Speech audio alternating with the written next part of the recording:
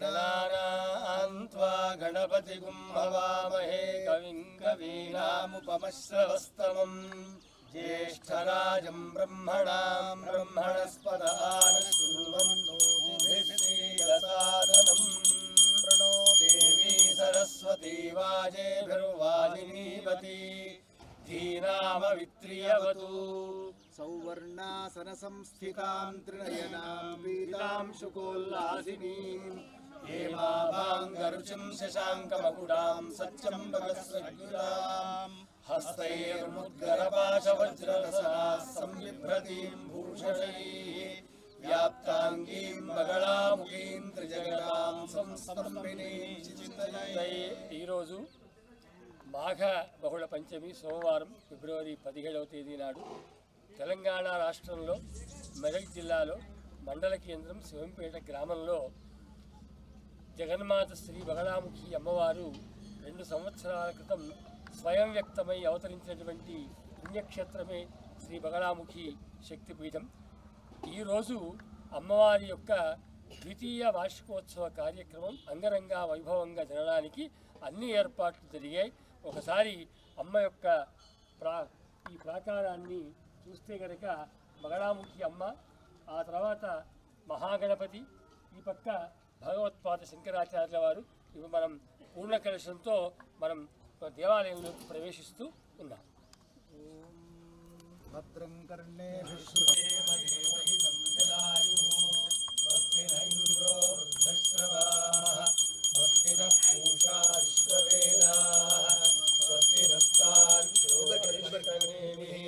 स्वस्ति नो बृहस्पतिर्दधातु। ओम शांति शांति शांति। शन्नो भवत्वर्यमा शन्न इंद्रो बृहस्पतिः शन्नो विष्णुरुक्रमः।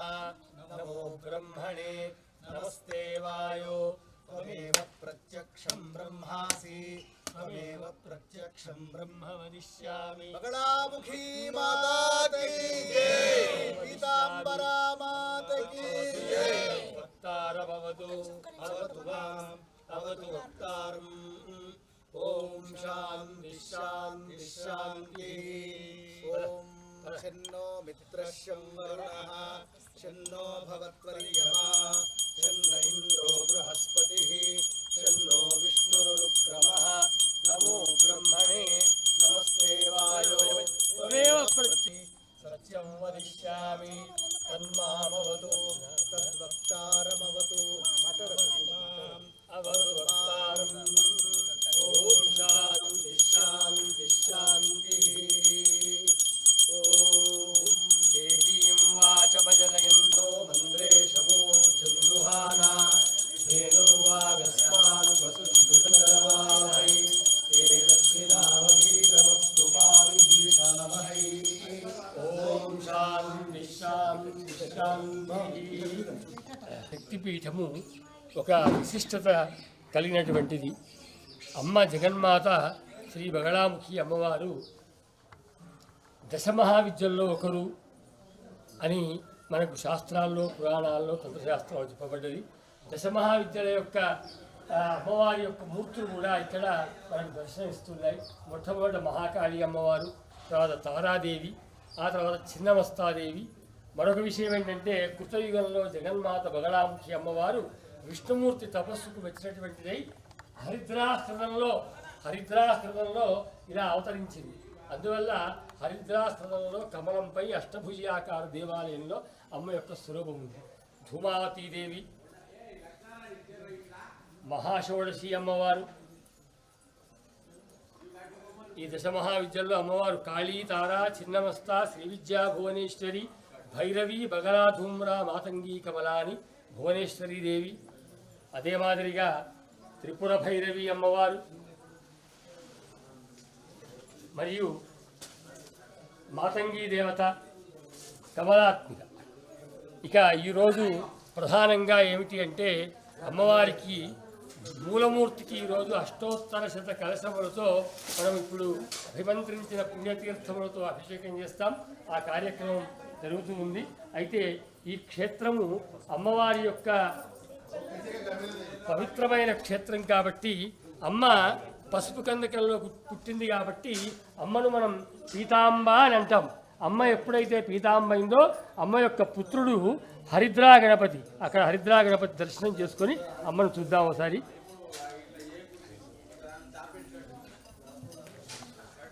ఇక్కడ హరిద్రా గణపతి స్థాపన అంగరంగ వైభవంగా అద్భుతంగా జరిగి, అంతేకాకుండా విచిత్రమైన విషయం ఏమిటంటే అమ్మకు గణపతి యందు ఎటువంటి అనురాగం, గణపతికి అమ్మ యందు ఎటువంటి పూజ్యభావం అనేది చెప్పడం కోసం ప్రతిష్ఠ మాఘబహుళ పంచమి. దానికి ముందు రోజు మాఘబహుళ చతుర్థి సంకష్టహర గణపతికి విశేషమైనటువంటి రోజు కాబట్టి ప్రతిష్ఠ రోజున కూడా ముందు రోజు రాత్రి సంకష్ట గణపతి వ్రతాన్ని ఆచరించడం జరిగింది. నిన్న కూడా ఈరోజు వార్షికోత్సవం ముందు కూడా రాత్రి అద్భుతంగా గణపతికి వార్షికోత్సవ కార్యక్రమాలు మన సంకష్టార గణపతి వ్రతాన్ని నిర్వహించడం జరిగింది. ఇక ఇలా వచ్చేస్తే ఈ మహాగణపతి దర్శనం చేసుకొని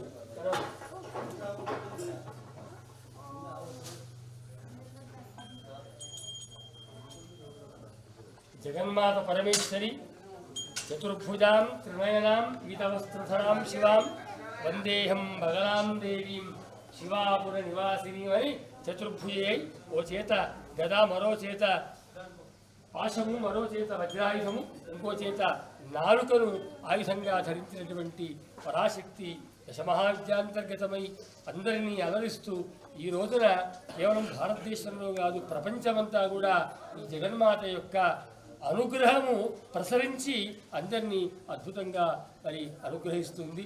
అటువంటి తల్లి యొక్క 2వ వార్షికోత్సవాన్ని ఈరోజు మనం జరుపుకుంటున్నాం. ఇక కొద్దిసేపట్లో కార్యక్రమాలు ఆరంభమవుతాయి. గణపతి పూజ, పుణ్యాహవాచనము, ఆ తదుపరి ధ్వజారోహణము, ఆ తర్వాత కలశస్థాపన, మంటపదేవత స్థాపన, పూజ, ఆ తర్వాత అగ్నిప్రతిష్ఠ మరియు కలశముల యందు పుణ్యతీర్థములను అభిమంత్రించి ఆ పుణ్యతీర్థముల చేత గుణమూర్తి అమ్మ అభిషేకము, ఆ తర్వాత మహామంత్రహవనము, ఆ తర్వాత పూర్ణాహుతి, అమ్మకు మంగళ నీరాజనాది కార్యక్రమాలు మరియు చివరగా అన్నప్రసాద ఇతర కార్యక్రమం కూడా ఉంటుంది. భక్తులంతా ఈ కార్యక్రమానికి విచ్చేయాల్సి కోరుతూ, రానివాళ్ళు మన దర్శనం ఈ మాధ్యమం ద్వారా అందరూ భక్తులంతా కూడా ఈ కార్యక్రమాన్ని వీక్షించి తమ యొక్క జన్మలు చరితార్థం చేసుకోవాలని చెప్పి కోరుతున్నాను. శ్రీ బగళాంబాయి నమః.